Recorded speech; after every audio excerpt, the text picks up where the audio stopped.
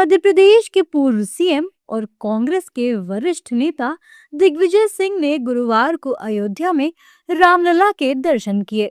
दिग्विजय सिंह ने राम मंदिर में पूजा अर्चना की।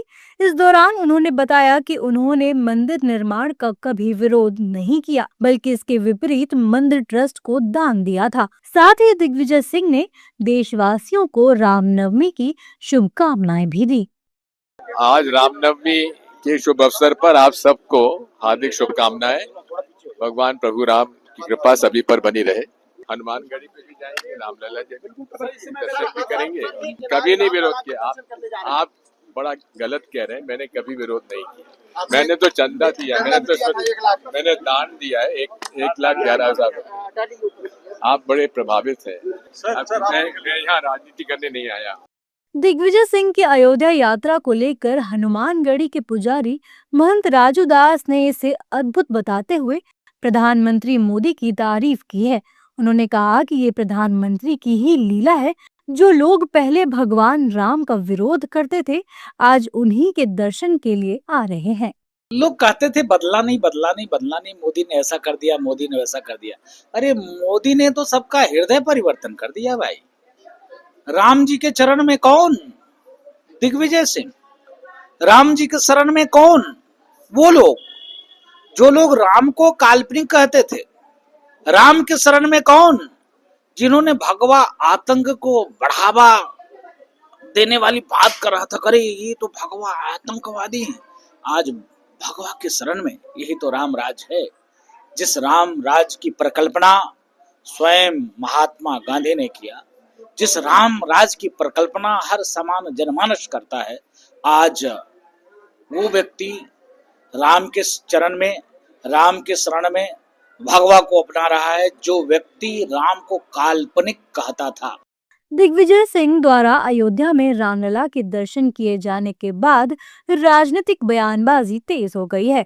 उनके इस दौरे को लेकर सत्ता पक्ष के नेताओं ने तीखी प्रतिक्रिया दी है और इसे कांग्रेस की बदलती सोच से जोड़ा है। बीजेपी और उसके सहयोगी दलों के नेताओं ने कहा कि दिग्विजय सिंह वही नेता हैं जिन्होंने पहले भगवान राम के अस्तित्व पर सवाल उठाए थे और उन्हें काल्पनिक बताया था, लेकिन देर आए दुरुस्त आए। यही दिग्विजय सिंह है और यही कांग्रेस पार्टी है। जो राम मंदिर का निर्माण हो रहा था तो कैसे ये लोग निहत्थे लोगों पर लाठियां भी बरसा रहे थे। राम मंदिर जब निर्माण का उच्चतम न्यायालय ने निर्णय किया, जिसका मार्ग प्रशस्त देश के यशस्वी प्रधानमंत्री जी ने किया, कैसे विरोध कर रहे थे। लोग फर्जी हिंदू है, लेकिन चलिए सही समय पर भी ज्ञान खुला है तो अच्छी बात है। देखिए, अगर राजनीतिक आग्रहों और दुराग्रहों को छोड़ दिया जाए तो भगवान श्री राम पूरी दुनिया के हिंदुओं के आराध्य देव हैं। अन्य धर्मों के मानने वाले धर्मावलंबी भी भगवान श्री राम को आदर के भाव से देखते रहे हैं। उनके संदेशों को और विचारों को लोग ग्रहण करते रहे हैं। तो दिग्विजय सिंह जी ने भी देर से ही सही, लेकिन अंततः भगवान श्री राम के शरण में जाने का निर्णय लिया, तो ये स्वागत योग्य है। दूसरी ओर कांग्रेस नेताओं ने साफ कर दिया है कि कांग्रेस पार्टी कभी भी भगवान श्री राम के विपक्ष में नहीं थी।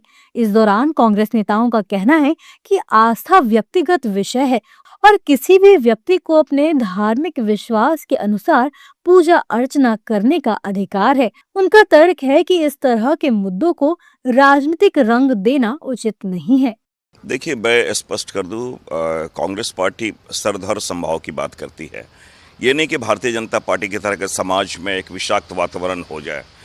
और ये धर्म जहाँ तक है व्यक्तिगत आस्था की चीज़ है।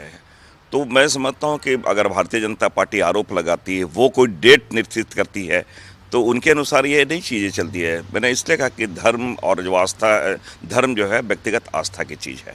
ठीक है, ये अपनी अपनी आस्था की बात है। मुझे लगता है कि धर्म को राजनीति से दूर रखा जाए। धर्म में कोई तर्क नहीं होता है, धर्म आस्था का विषय है, हम उनका सम्मान करते हैं। बता दें कि अयोध्या और राम मंदिर का मुद्दा देश की राजनीति में लंबे समय से महत्वपूर्ण रहा है। ऐसे में जब कोई बड़ा नेता वहां जाकर दर्शन करता है तो उसके राजनीतिक अर्थ भी निकाले जाते हैं। दिग्विजय सिंह की अयोध्या यात्रा को लेकर भी विपक्ष और सत्ता पक्ष के बीच आरोप प्रत्यारोप का नया दौर शुरू हो गया है। ये घटना एक बार फिर दिखाती है कि धर्म और राजनीति का संबंध भारत में कितना गहरा है और कैसे किसी भी धार्मिक कदम को राजनीतिक नजरिए से देखा जाने लगता है।